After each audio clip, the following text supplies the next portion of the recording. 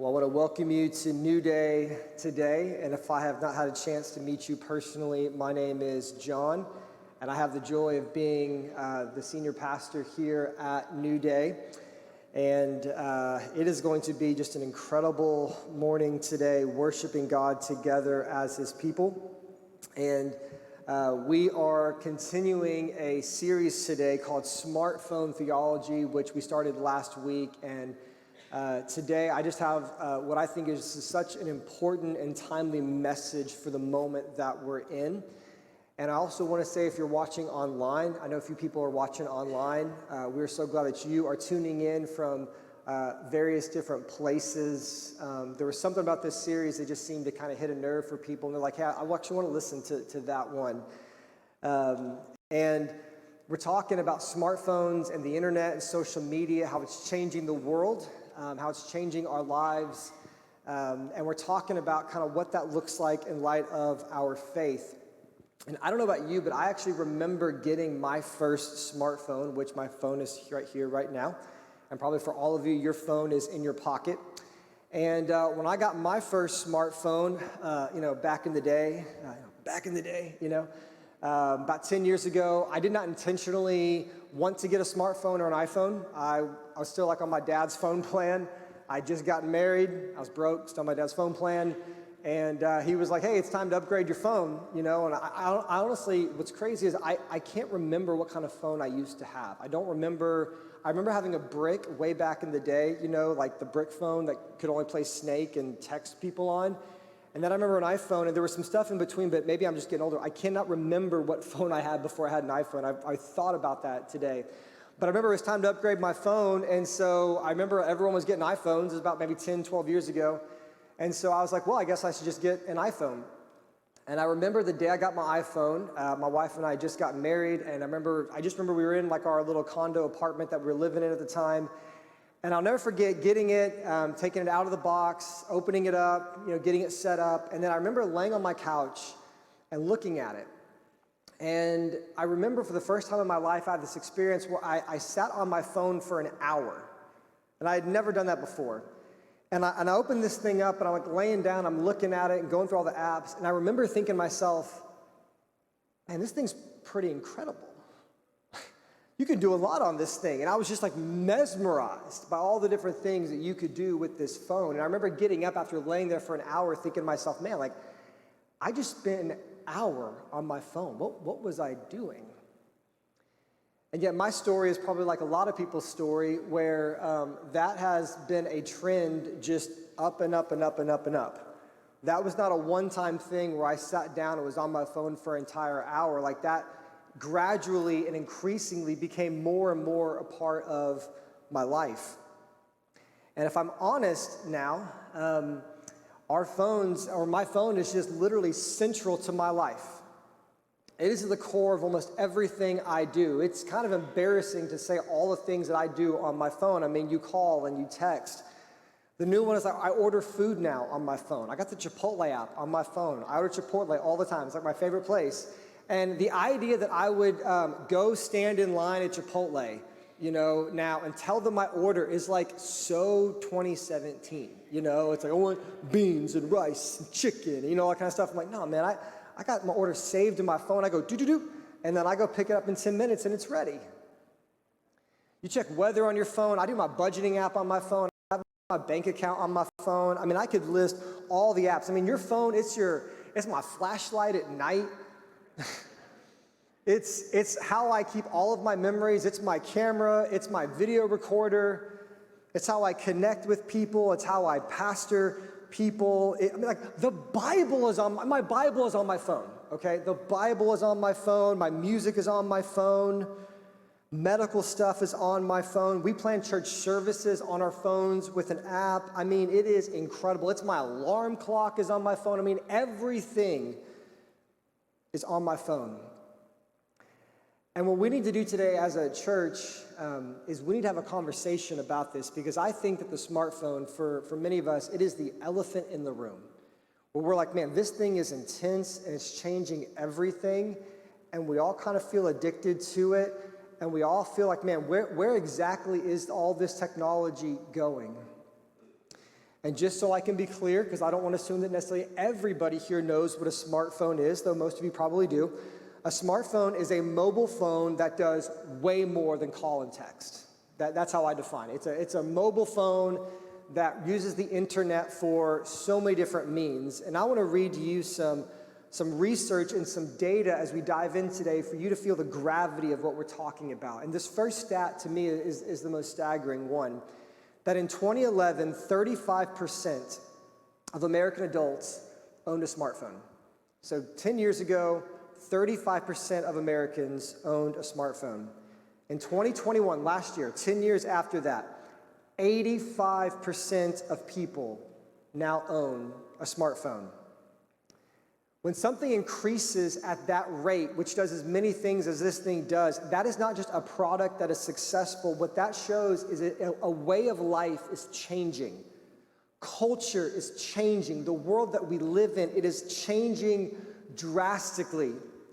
And even more than that, of 18 to 30-year-olds that were surveyed, 96% had a smartphone. And so what the data says is almost everyone here has a smartphone, that it's very central to your life, and even if you are one of the holy people that can go without a smartphone, it is radically shaping the world that you live in. Not only do we have smartphones, but smartphones have us. And we use them a lot. I'll give you some more shocking statistics. The average smartphone user unlocks their phone 150 times per day. 150 times per day. And this is the one that, I don't know if this is true, but I saw this in multiple places, and so I don't know how this is even possible, but I don't do the research. They say the average user touches their phone 2,600 times a day. How is that possible? How can you do anything 2,600 times a day? They say the average user spends 3 hours a day on their phone. 66% of Americans are considered to be literally addicted to their smartphone. The average social media user spends 144 minutes a day on social media, and now smartphones have been undeniably connected to depression. And the younger the age group gets, the more connected they are to their phones, as you can imagine. Gen Z, those aged 13 to 21, based off the Barna Research Group, says that from 13 to 17-year-olds, they spend 5+ hours a day on their phone. And young adults, ages 18 to 21 today, spend roughly 6.7 hours a day on their phone. That the emerging generations will spend as much time on their phones and their life as they do sleeping. This is where we're at. Another study said that only 12% of Gen Z people were actually discerning in terms of what they consume, meaning that they did this whole survey and they found that only 12% of younger people said they actually put time into thinking about what I'm doing on my smartphone and what I'm consuming or not consuming. So 88% of people are just on their phone, just going with the flow and just letting it be whatever it is. And what's even more concerning now is specifically young adult women are being reported to have the highest negative impact by social media. They report high levels of isolation, insecurity, and dissatisfaction with their life as a result of this smartphone. And so I could give you a lot more statistics. I cut a lot out just to bring this down in terms of time. But what I did was I kind of summed up everything that I found into 2 core ideas. Like when I sum up the data, here's the summary of the smartphone data that I think we can all agree on. Number 1, smartphones are now a central part of our everyday lives and relationships. So when you boil down all the data, it's all saying the same thing. Number 1, that smartphones are now a central part of our life. Smartphones, internet, social media are central to our everyday lives and relationships. Like every part of our life is somehow being connected to this device. And then number 2, what we're seeing is that smartphones are having an increasingly negative impact on our everyday lives and relationships. But the data is clear that smartphones exist now, and so there's less depression, less anxiety, more deeper relationships, better marriages. We're not seeing a lot of data that says that because of these things, life is getting better. What we're seeing a lot of times is the main benefit of a smartphone is not improved quality of life or peace, but it's just convenience. And so when you think about it, that's true. You know, all the things a smartphone do, they don't really create anything new for us. They just make everything we already have more convenient. So you could buy food before the smartphone. You just do it quicker now. You could buy clothes before the smartphone. It's just quicker now. You could check in on your bank statement before the smartphone. It's just quicker now. And so the question that we're being poised with is the convenience of these things worth what they're doing to us? And I think we can all experience that. And so I think in light of this data, what I came up with was I think we have 3 possible responses to smartphones and to the internet and to social media. There are 3 possible responses in light of this issue. The first response we can do is just to continue on the path that we're on. So we see this is happening, and we're just going to continue down this path, meaning that smartphones will become more central. Every single aspect of our lives will be on our phone at some point, and we shouldn't have any reason to expect that it will stop having increasingly negative impacts on our life. So that's option 1. I don't recommend that option to continue on the path that we're on, but that is an option. Number 2, we could go Amish, and we could just totally stop using smartphones altogether. That's a legit option. Like, that's on the table, and we should consider that.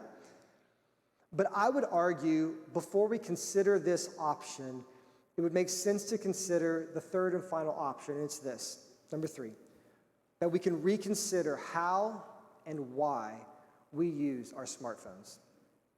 In other words, we can develop as a church what we call a smartphone theology.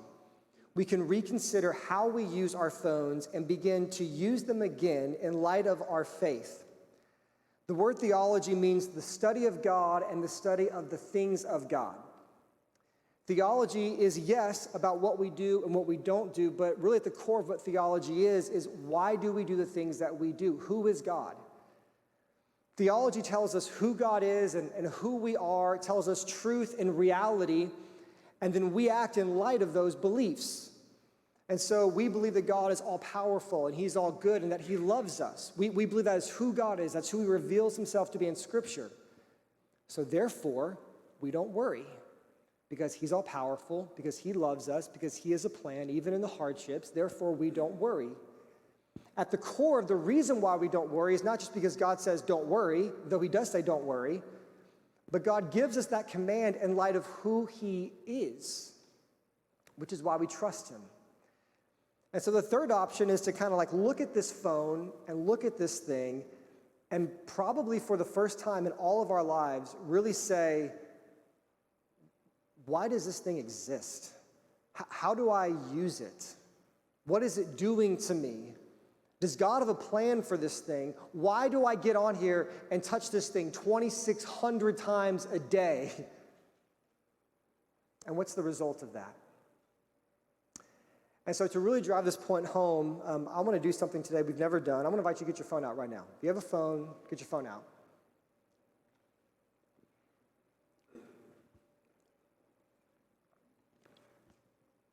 I'm going to do this with you.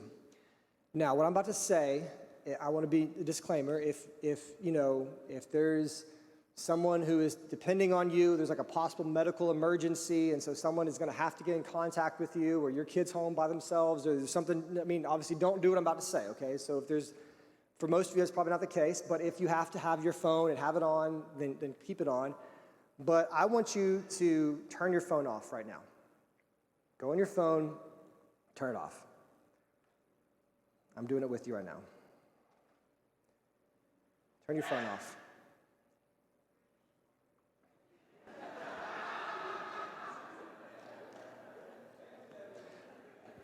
It is actually possible to turn your phone off. There's a really cool button on here. Turn your phone off. All right, lift up your hand if your phone is off.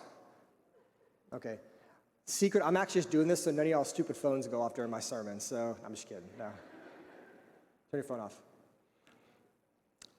Now I want you to do one more thing. And once again, if you don't feel comfortable doing this, you don't have to do this, but I think today that what we're about to do, I think it's going to really drive home the point and really get this deep in us. I want you to get up right now. I want you to put your phone on this altar. All across here, no one's going to steal it, don't worry. Put your phone on the altar. If someone steals it, we'll all chase them down and beat them up. Don't worry. Come put your phone on the altar, on the front. I won't step on it, don't worry.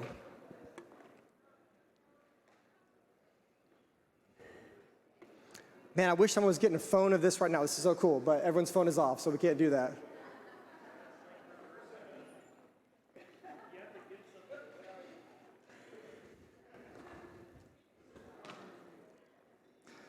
It's a lot of phones.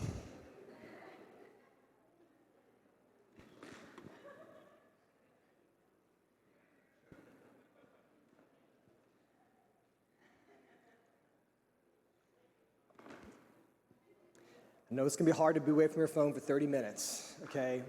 But that's part of the point I'm kind of trying to make here today. And now we're going to turn to Matthew 22, and the problem is all y'all, your Bible is on the phone, so you don't have a Bible right now. So instead of saying turn with Matthew, I'm just going to say stand with me as I read Matthew.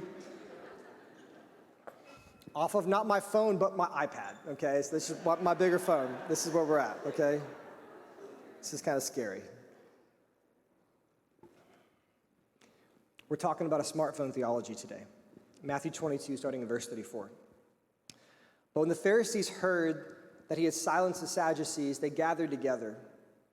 And one of them, a lawyer, asked Jesus a question to test him. He said, "Teacher, which is the great commandment in the law?" And Jesus said to him, "You shall love the Lord your God with all your heart, and with all your soul, and with all your mind. This is the great and first commandment. And the second is like it. You shall love your neighbor as yourself. On these two commandments depend all the law and the prophets." May God bless the reading of this word. You can be seated at this time. So yesterday at the church, we had a work day. Raise your hand if you came out to the work day. Can we give it up for the people that came and served at the church? We're getting our campus ready for Easter. It was just a great time together. And we had a lot of projects we were doing, a lot of landscaping we were working on. And one of the big projects we had was we were working on the two front flower beds at the church, which look a lot better, by the way, now, as maybe you noticed. And we had a group of guys and Grace out there working on the front beds. And as we were doing it, we had this plan for kind of how we were going to lay everything out. And it looked really good until we realized that there were, some massive, deep, intense tree roots in these beds. They were big. They were former trees. We thought they had gone away, but they were still there, you know.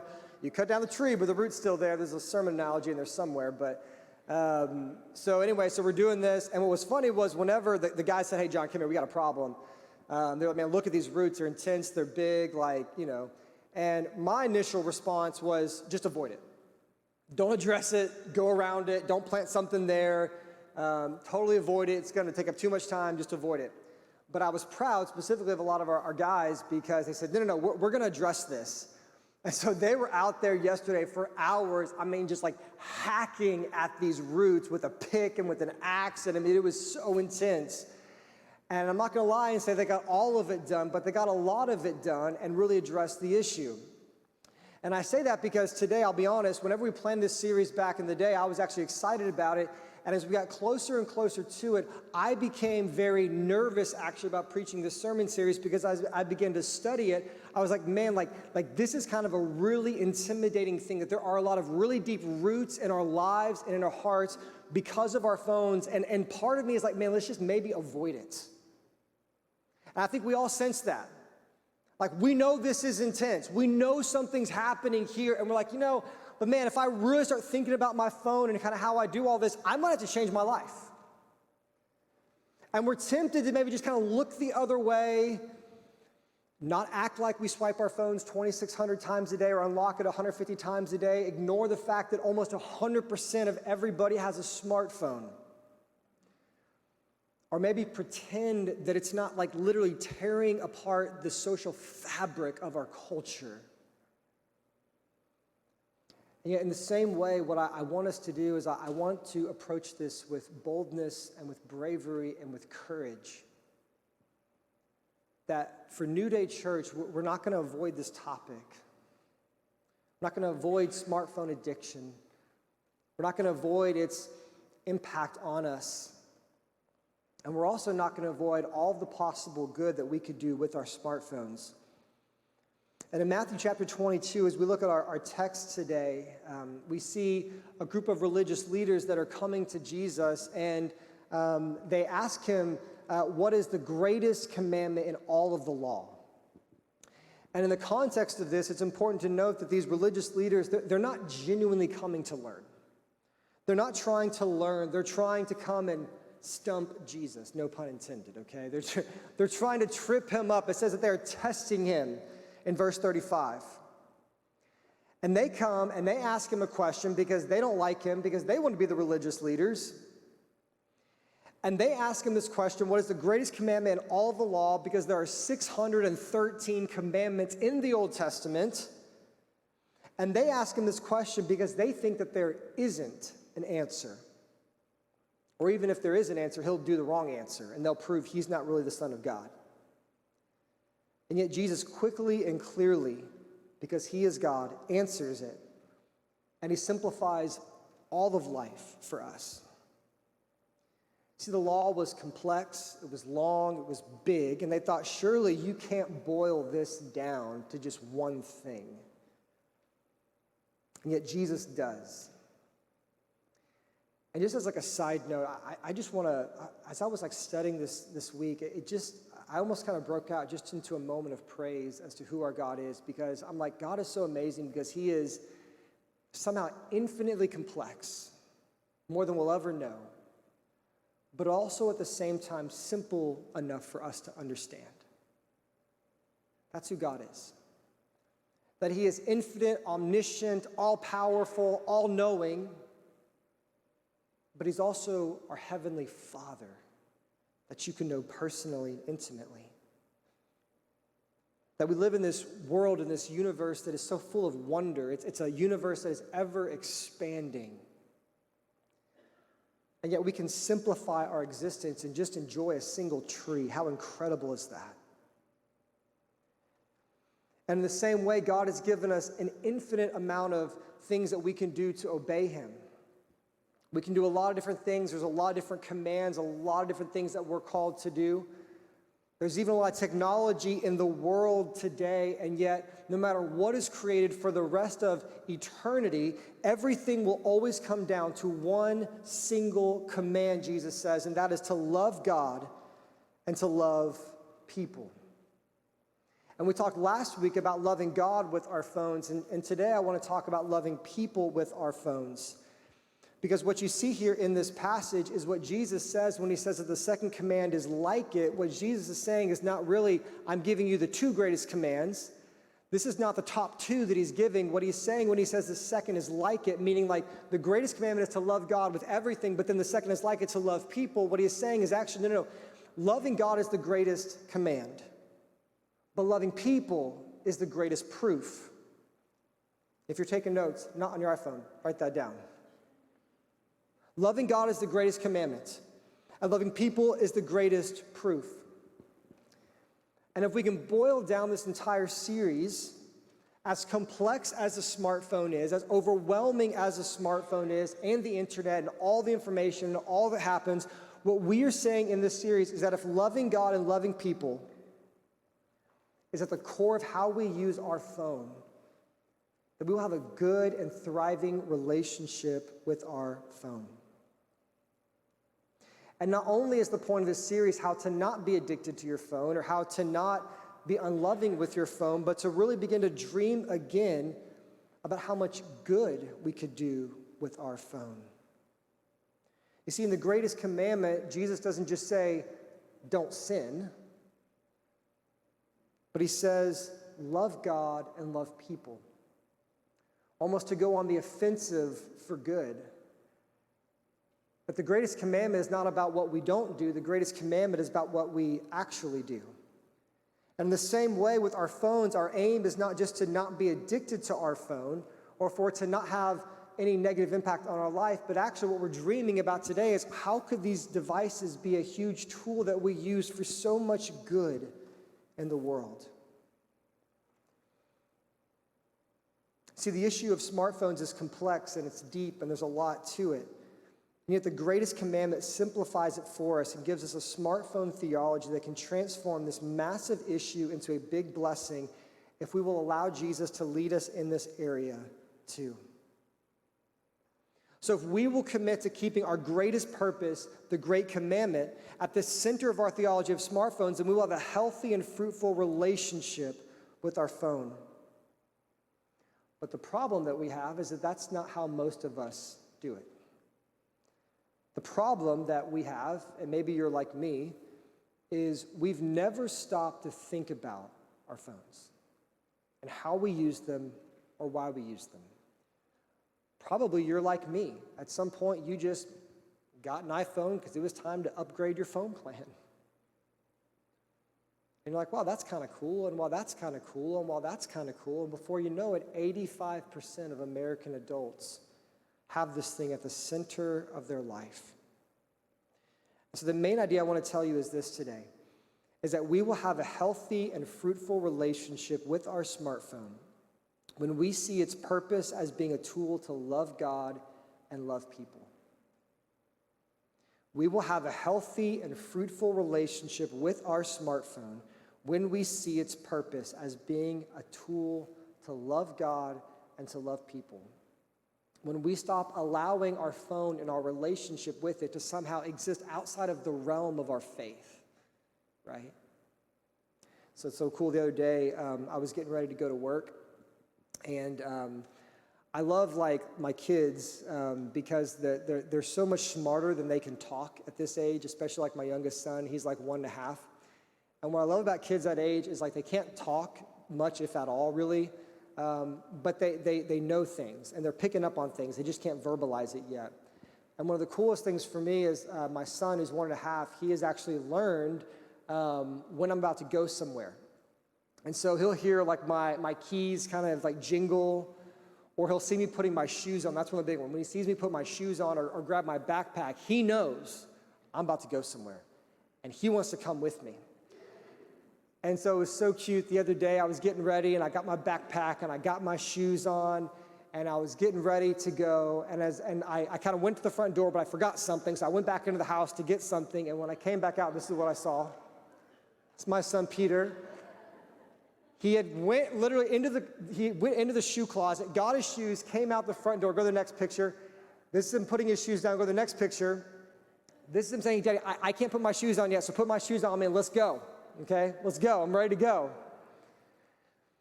And I'm in the exciting phase of life where my kids that are young, they want to do everything with me, and they want to go everywhere with me. I've heard that changes at some point. I've heard eventually it becomes the opposite. They don't want to go anywhere with you. But I'm at the stage now where my kids want to go everywhere with me. And so I'm not exaggerating when I say that literally every single time that I get ready to leave my house, every single time, all 3 of my little kids, they want to come with me. They want to be with me at all times in everything that I do. They don't care what it is. They just want to be with me because I'm their father and because they love me. And the great commandment is an invitation in our lives for the same thing. The great commandment is an invitation from God to us, where God says, hey, come do everything with me. Love me with all of your heart, all of your mind, all of your soul, all of your strength. Do all of life with me. You don't have a personal life and a corporate life and a hobby life and a family life and a social life and an internet life. No, you've got one life, and you do it all with me. And sin begins to come into our lives when we begin to kind of break down the division between what we do with God and kind of what we see as outside of God. When how we talk about people behind their back somehow isn't a part of our life where we're loving God and loving people. We do that sometimes. We go to church and we love God, we love people, and we listen to worship music in the morning and we love God, love people. But when that coworker ticks us off, it's like, kick that. It's like, no time for that right now. So let's put the greatest commandment on the shelf and let me go take care of some business real quick. That's the mindset, right? Or when we're home alone with our phone and nobody's watching what we watch. All of a sudden, like, the greatest commandment's on the shelf, and I'm over here doing whatever I think I need to do. And yet we will have a healthy and a fruitful relationship with our smartphone when we see its purpose as being a tool to love God and to love people. And as you reflect today, and as we think about this, like, maybe you're better than me, but as we're getting ready for this, I'm realizing, like, man, that's not the core of why I use my phone, if I'm honest. And not only is it not the core, but I've never really even stopped to think about why this thing exists and why I have it. For most of us, probably it's a combination of convenience, entertainment, maybe just natural connectivity. I need to be able to get in touch with people. And before you know it, we have this whole part of our life that is just so disconnected from our faith and inviting so much garbage into our life and giving us way more opportunities to sin than we need. And yet today, I want to dream with you about what it would look like to see your phone as the greatest tool you have potentially for loving people in your life. That can happen. God can transform anything. God can redeem anything. God is not intimidated by your smartphone. It's not beyond his control and his sovereignty. He's like, I can't rein that in, like that's not what God is saying. And one of my favorite passages for really letting this sink in is 1 Corinthians chapter 13, verses 1 through 7. And once again, you don't have a Bible because it's on your phone, so I'm going to read it on the screen up here. And this is Paul writing to a really messed up church that's having a lot of issues. And he says, if I speak in the tongues of men and of angels, but have not love, I am a noisy gong and a clanging cymbal. And if I have prophetic powers and understand all mysteries and all knowledge, and if I have all faith so as to remove mountains, but have not love, I am nothing, he says. If I give away all that I have and I deliver up my body to be burned, but I have not love, I gain nothing, zero. Anything without love is like any number times zero. It's just zero. It's nothing. He goes on in verse 4, he goes, but love is patient and kind. Love does not envy or boast. It is not arrogant or rude. It does not insist on its own way. It is not irritable or resentful. It does not rejoice at wrongdoing, but rejoices with the truth. Love bears all things, believes all things, hopes all things, and endures all things. Imagine thinking of your phone and then reading verse 4 through verse 7 again. So think about like a smartphone. With your smartphone, you should be patient and kind. You should not be envy or boast. You should not be arrogant or rude. You should not insist on your own way. You should not be irritable or resentful. You should not rejoice at wrongdoing, but you should rejoice with the truth. It would radically transform how we see our smartphone. And here in the church in Corinth, the church is so messed up that what's happening is that people are actually beginning to use spiritual gifts that God gave them for the building up of the church in love, for the edification of the church. But people are using their spiritual gifts to prove that they're better than other people. One guy's like, man, I speak in tongues like angels. I'm amazing, right? One guy's like, man, I have prophetic visions of amazing realities, right? Like I'm special. One guy's like, man, I'm so holy, I sold everything that I have. I gave it all away. I love God more than you do. And Paul writes this letter to the church, and he says, hey, listen, if you don't have love, everything you have is meaningless. And without love, our smartphones are nothing but a distraction that can cause a lot of harm to you and to others. But with love, we can do incredible things. See, I believe, if I had to guess, I believe the next great move of God, whatever that is in our world, it's going to be connected to the internet. Like, what a lot of people don't realize is, the reason why the gospel spread 2,000 years ago is because this little group in Rome had this incredible message called the gospel of Jesus, a message unlike anything else the world has ever seen. And the reason why the church grew so much was because the Roman Empire had all of these roads and infrastructures that the world had never seen before. Like that road you drove down to get here, that was an incredible innovation 2,000 years ago. Before, you could not travel far, you couldn't go places, traveling was so hard, and all of a sudden these roads were created. And so missionaries or the church would take advantage of these roads, and they would go and they would share the gospel with people. So much so that eventually the Roman Empire crumbles and the church is exploding across the world. And so this thing that everyone thought, well, this is about the Roman Empire. This is about how great the Roman Empire is. This is about human progress. And look how good humans are becoming. Look at all the human innovation that we have. And then the culture implodes. Rome gets destroyed and crumbles, but the gospel proliferates. And I see a lot of parallels with the internet with that, don't you? Like, this thing happens, this new, invisible internet freeway for all of the world begins to exist. Society crumbles, but the gospel goes forward. Because Jesus said that his church would move forward and the gates of hell would not prevail against it. And so what we believe here is our preference would be, hey, let's not necessarily be Amish and just not use our smartphones, but let's begin to dream again about how this technology could do so much good in our lives. And so what I want to do before we finish today, I want to give you 6 practical ways to use your phone to love people. And there's a lot more than 6, but as I talk to people or as I've been blessed by people or as I try to minister to people, here are 6, I think, really, really important ones. And the first one is this. If you're taking notes on your hardback thing because you don't have your phone, write this down. Message someone for the sole purpose of edifying them. One of the things I've done recently is I'll go on a texting spree, which I'm not the best texter. I'm the guy I say, listen, I allow 24 to 48 hours for a response. I'm that guy, okay? Especially in our current season, we get a lot of messages for a lot of various different things, but it's amazing, I can just feel a wind of inspiration, and I can reach out to 10 guys really quick and say, hey man, how can I pray for you? And in 5 minutes, I can know 10 specific ways I can pray for 10 guys in my life that I love and want good for, instantly. I do things sometimes where I'll even put on social media, I'll be like, hey, how can I pray for you today? And I will have so many people, even so many that aren't even Christians, that will reach out, hey, pray for this, pray for this, pray for this.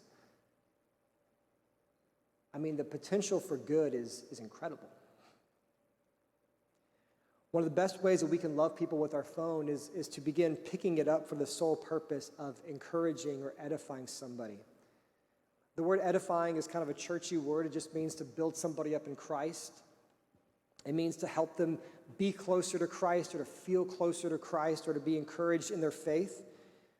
We see this in Hebrews 10 where it says, and let us consider how to stir up one another to love and good works, not neglecting to meet together as is the habit of some, but encouraging one another, and all the more as you see the day drawing near.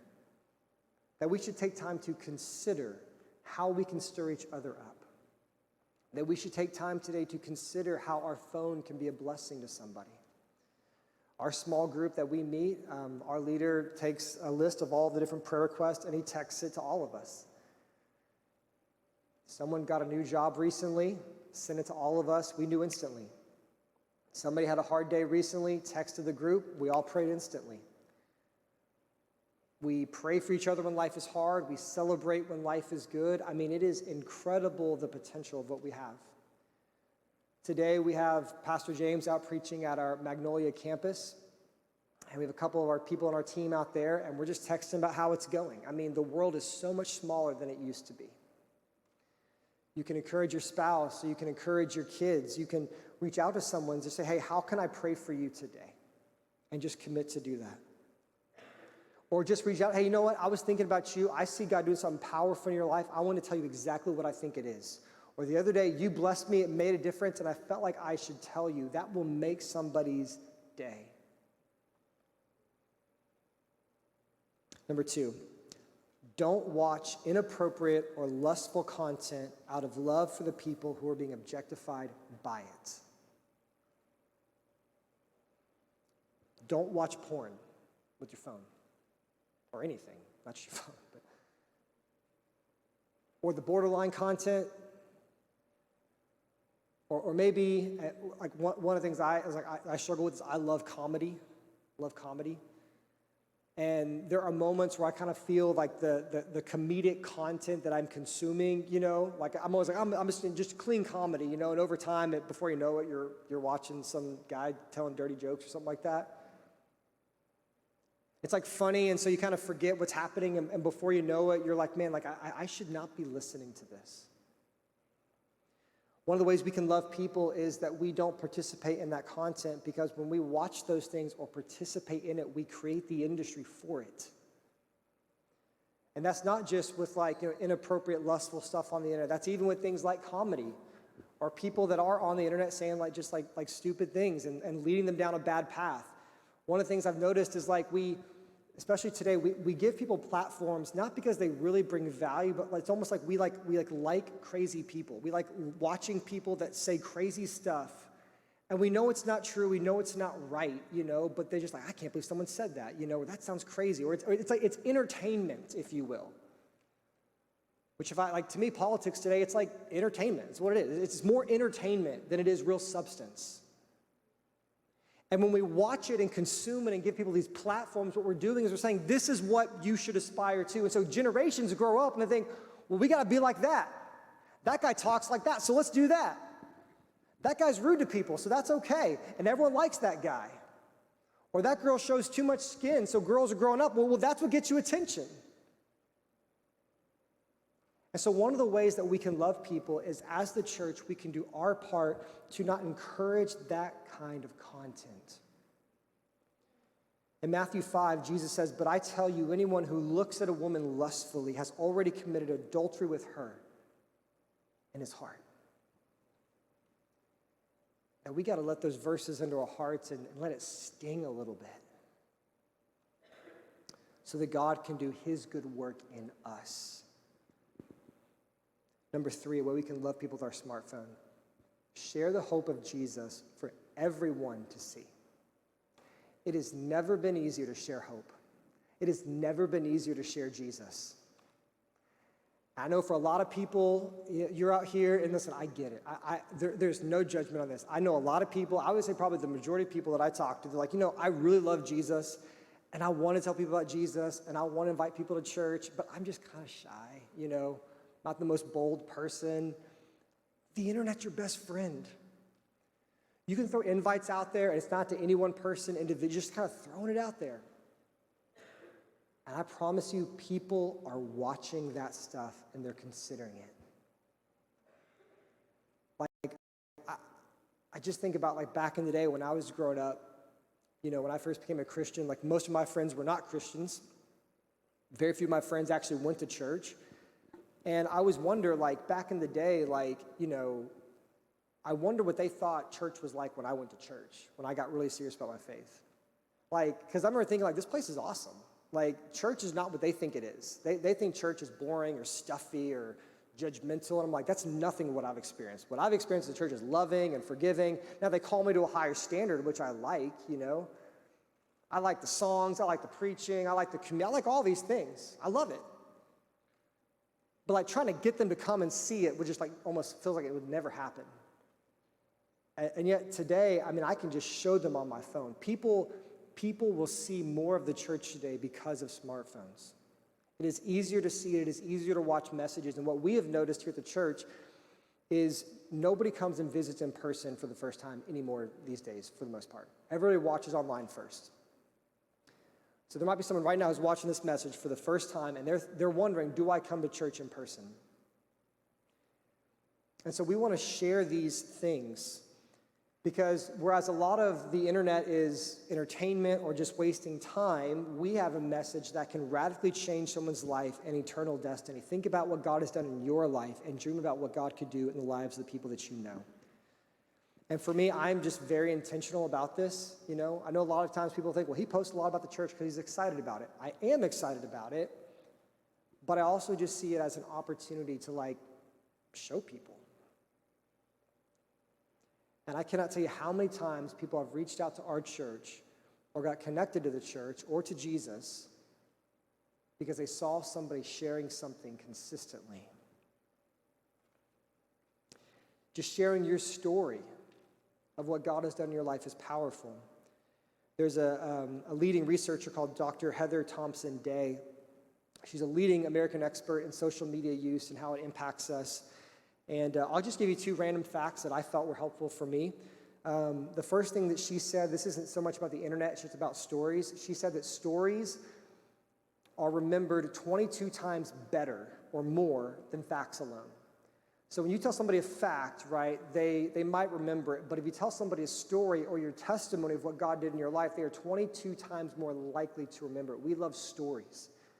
That's why stories get handed down from generation to generation and not like statistics. There's something powerful about a story. Another thing that she said today, and you can take this or you can leave it, she said that the main thing that turns people off to your religious beliefs is an over-communication of your political beliefs online. They have found research on that. And so when I read that, right, because I'm like everyone else, I'm tempted to get super involved in politics. I've got opinions on stuff. But when I read this, what I hear a lot of times is you have to pick. You can be a spokesperson for Jesus or a spokesperson for some kind of political ideology, but in general, the statistics say you can't be both. And so we have to begin to wrestle with this as a people as to like, what is the thing that we will be known for? And are we loving God and giving people something that will actually change their life, or are we just kind of venting our frustrations at people? We have the incredible opportunity to share the hope of Jesus for everyone to see. And if I could offer just a humble encouragement or nudge, I think a lot of times for a lot of us, we fall on one or two sides in terms of how often we share things about our faith on social media in terms of people. There are those of us that are more tempted to be like jerks for Jesus, okay? I'm in this category, okay? I'm more likely to like post stuff, my wife's like, take that down, take that down, take that down. I've gotten a lot better. She doesn't have to tell me much anymore, but somebody said, John, take that down, take that down. You shouldn't have said that, okay? And sometimes I take things down. I should have said it, I'm sorry, I'm trying to do better. I need a better smartphone theology, right? There are some people, they're like, you're just kind of like too over the top.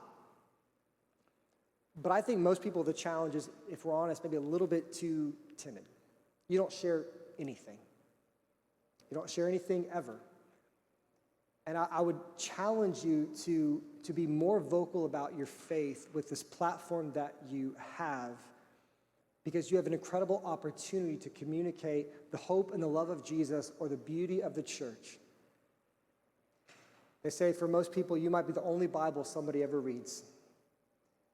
We have an incredible opportunity, and I can't tell you how many stories we have in our church of people that have literally come into the community because they saw somebody posting something online. Number 4, speaking loving truth.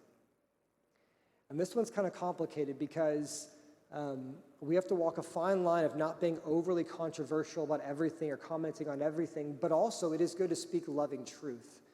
Because the challenge we can get into is we say, well, I don't want to be controversial. I don't want to be, arrogant, if you will. But the Bible does speak about this, or God's word does advocate for this. And so I do think there is a level of boldness that we have to have because we are called to be bold. And so I just think we have to be confident to speak loving truth at times and to explain it in a way, and also to be mindful that we are communicating to a general audience. That's what changed me. Like, one of the things was, back in the day, and I'm still probably this way, but I would always be tempted to just like kind of spout off my opinions on social media, and that's when my wife would tell me to take it down, take it down, take it down, take it down, And someone said this once, I forgot who it was, but they said, you've got to be mindful who you're communicating to when you post stuff online. And what we mean by being mindful of it is you're communicating to everybody. You know how it is, right? You're communicating to your work friend, your church friend, your grandma across America. You're communicating to everybody. And so we have to be mindful of that in terms of kind of how we're speaking truth. And I honestly believe that you can say just about anything you want today if you're humble and loving and considerate about it. Number 5, refuse to shame people publicly and correct privately if needed. Right? This is like arguing in the chats or on someone's post or whatever, which honestly, that's the reason why I like Instagram so much more than Facebook now. Like Instagram is just like cute pictures of babies and cool videos and there's not a lot of like I hate to say it, like less social interaction is kind of better, Whereas Facebook, you can just share anything on Facebook. And I think this is important because I think as Christians, we have to humbly consider when somebody comes at you on social media or someone posts something you don't like, and maybe it kind of puts them in the realm of being kind of your enemy, how biblically are we called to respond to our enemies? In Luke 6, Jesus says, "But I say to you who hear, love your enemies and do good to those who hate you. Bless those who curse you, pray for those who abuse you. If you love those who love you, what benefit is that to you? For even sinners love those who love them. And if you do good to those who do good to you, what benefit is that to you? For even sinners do the same." That whenever somebody frustrates us online, that we are still called to love them. And so if we see something wrong or something that needs to be addressed, that we believe the biblical and godly response is to correct somebody privately and not just like put them on blast or like the new phrase I heard is you dunk on people. I just found out about that. You call it like dunking on somebody.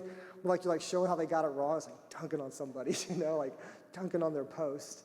That's really funny. But ask yourself this. If this negative article was about me or someone I loved, would I share it? If this negative article was about me, would I share it? If the answer is no, then why would you share it about somebody else? What you were saying in that moment is you are dignifying yourself and putting somebody below yourself. Because they're less than you, then it is okay to share this. But as Christians, we honor everybody because everybody is an image bearer of God. And there is moments for correction, but we believe those happen privately. This is a challenge because what Jesus tells us is that you are only as loving as you are loving to your enemies. Because he said if you're only loving to people who are good to you, he says even sinners do that. But the definition of our love is how we treat those who we disagree with. And the last one is this. I know this is cheesy, but just go with me. Number 6, ask yourself, WWJP, what would Jesus post? Super cheesy, but super helpful. Super helpful. Remember the bracelets, WWJD? I got to brag on my daughter. My little daughter, my wife has gotten back into the WWJD bracelet, what would Jesus do? And so my daughter has. And she has given WWJD bracelets to her teachers at her public elementary school, and they both wear them. And so we literally showed up to like a school event, and like her teacher's like wearing a WWJD bracelet because 6-year-old little or 5-year-old little Molly gave it to her. But I love this idea of what would Jesus post. And I do think it's important to note that Jesus was obviously focused on the kingdom and spiritual truth, but Jesus was not just 24/7 serious. When you read about Jesus, he walked around, he hung out with people, he reclined, he ate meals with people. And so, when I say like, what would Jesus post? It's not like you can only ever post a Bible verse. That's not what I'm saying, right? Or like the kingdom of heaven is at hand. Like that's good, you can post that. But Jesus was a person of the people. But he was also always drawing people back to the kingdom. And so as we draw to a close and the band makes their way back up, I want to leave you with one more verse. And then we're going to have a special time to really kind of reset ourselves in light of our phones. And don't worry, I'm going to give you a chance to come get your phone, right? I just realized like halfway through this, like probably some of y'all, like you need to head out, but your phone's up here, so you're stuck right now. And so I was like, I feel for you. Like, seriously, if you got to run, it will not hurt my feelings. You can grab it and roll out. Like, I get it, I know we had a lot to cover today. But I think the essence of what we're talking about in smartphone theology is that it's very simple. But if we would truly embrace the simplicity of the greatest commandment in terms of our smartphones, it would radically change not just our lives. It wouldn't just break the addiction of our smartphone, but it would open up maybe the greatest potential for ministry and changing lives for the kingdom that anybody has ever had. And so I want to leave you with 1 Corinthians chapter 10, verse 31. Paul is writing to the church in Corinth. They have a lot of issues, and once again, he's boiling it down for them. And this is what he says. He says, so whether you eat or drink, or whatever you do all to the glory of God. So whether you eat or drink, or whatever you do all to the glory of God.